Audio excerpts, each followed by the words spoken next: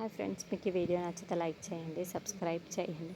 ధాత్రిని case వాపస్ తీసుకోమని రిషి అరుస్తూ ఉంటుంది. నేను తీసుకోలేను అని ధాత్రి చెబుతుంది. నీ సమాధానం మారదా జగదాత్రి? కేసు వాపస్ తీసుకోలేవా? మళ్ళీ ఫైనల్గా అడుగుతున్నాను అని నిషి అంటుంది. నేను కేసు వాపస్ తీసుకోలేను.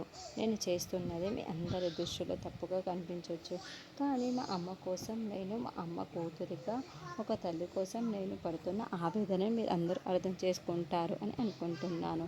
నా తల్లి కోసం, నా తల్లి మీద పడిన నింద కోసం నేను ఏదైతే ఈ కేసు వాపస్ తీసుకోలేను కూడా అని దండం పెడుతూ వేడుకుంటూ ఇంకేమీ మాట్లాడకుండా ఏడుస్తూ పైకి వెళ్ళిపోతూ ఉంటుంది. తర్వాత వైజయంతి ఇక కేదార్ని అక్కడే నిల్చోబెట్టి, చూడు మాధురి నేను అన్న అనే పిలిచింది కదా, ఈ కుటుంబం అంతా కూడా నా కుటుంబం అని నువ్వు మాట్లాడుతూ చెప్పుకుంటూ ఉంటావు కదా, మరి నీ కుటుంబం కోసం, నీ చెల్లెలి కోసం, నీ భార్య చేత, ఆ జగదాత్రి చేత కేసు వాపస్ తీసుకోమని చెప్పలేవా కేదార్?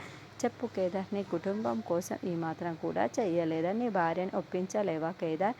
వెళ్ళి ఒప్పించు కేదార్ అని వైజయంతి ముసలి కన్నీళ్ళు కారుస్తూ వాపస్ తీసుకునేలా చెయ్యి. నీ చెల్లెలి కోసం నువ్వు ఈ మాత్రం చెయ్యలేవా? నీ కుటుంబం కోసం ఈ మాత్రం చెయ్యకపోతే ఇంకెందుకు నువ్వు అన్నట్లుగా కేదార్ని మాట్లాడదు. ఇక కేదార్ అయితే చాలా బాధపడుతూ ధాత్రి దగ్గరికి వెళ్తాడు. ధాత్రి ఆల్రెడీ బాధపడుతూ గదిలో కూర్చొని ఉంటే కేదార్ వచ్చి కూర్చోగానే, ఏంటి నన్ను కన్విన్స్ చేయడానికే వచ్చావా కేదార్ అని ధాత్రి ప్రశ్నిస్తూ ఉంటుంది.